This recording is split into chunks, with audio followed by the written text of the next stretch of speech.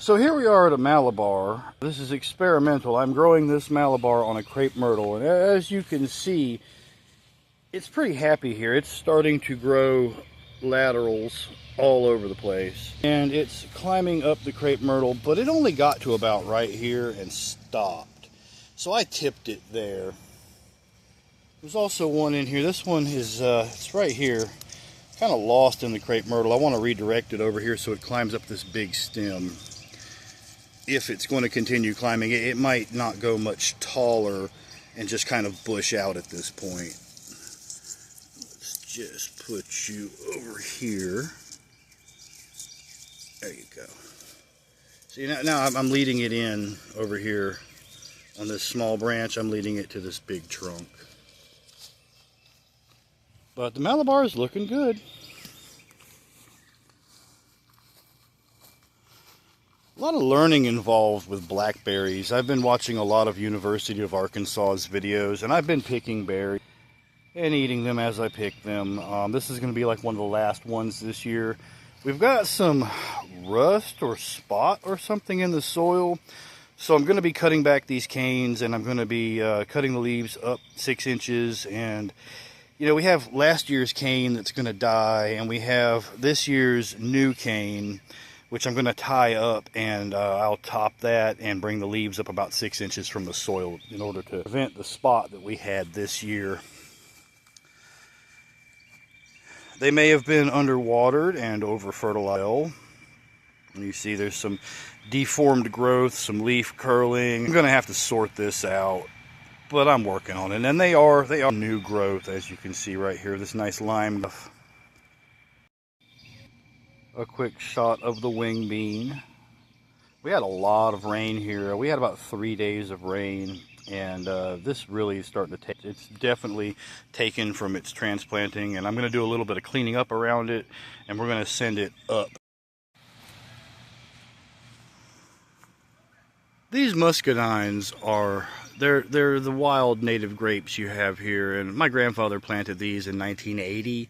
And this is a very large, old vine at the back of the old shed here. It did not produce well for years and years and years, and now it just makes buckets and buckets and buckets of grapes. Did I mention that it makes buckets of grapes? And it's one of, like, I think 3 or 4 dominant vines we have around here where I can pick just grapes for months.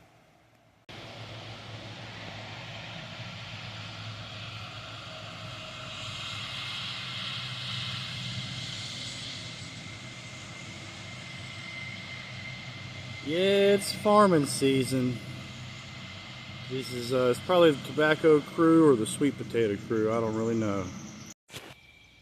So here we are at the raised bed, and you know, it's going to be summer soon, and this bok choy better days, but it's still there. I'm letting it go to seed so I can collect some seeds.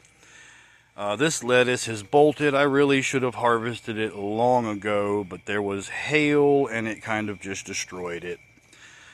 This patch right here, there's a few carrots growing in there. Nothing really came up. The dog kind of jumped in there, and I did not fix that one. I just let it go to see if they would come up. The microgreen patch is basically decimated. There's a lot of rot going on and a few dominant types of plants that have actually come up and just kind of taken over. It was very respectable for a microgreen patch that you would normally cut at, like, you know, maybe 11 days tops. That I kept it going for over a month, just harvesting the macro greens from the top and putting it in ramen. It's very feasible for someone to grow in a square foot situation like this a series of microgreen beds that will provide a household with fresh greens for months at a time. So this Harley mixed lettuce is looking kind of beat down. Like I said, we had some hail, you know, it's been dry. It wasn't really planted in the best of ways. The broccoli rabe is getting eaten alive. These daikons are kind of taking over. I use the radish tops in ramen sometimes, maybe stir fry. The mustard greens on the end here always doing well.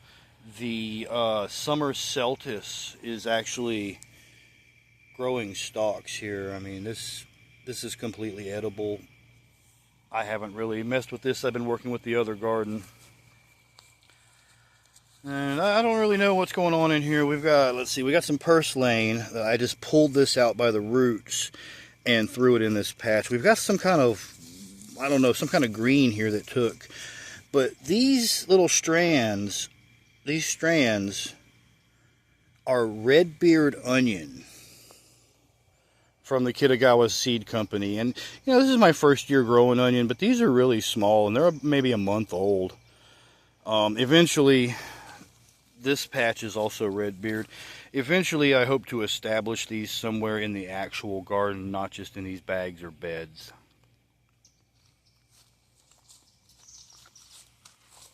So, this is a soil experiment on carrots. And we're just testing what I've got for soil here. So we're going to dig down, and you know, I don't have a carrot here.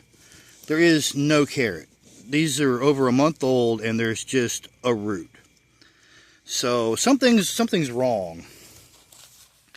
We had radishes here, and I ate those radishes, and we planted these other radishes. They're supposed to be a daikon, but much like the other one, all I just have a root. I don't have any actual, you know, radish there. So we're going to have to work on that.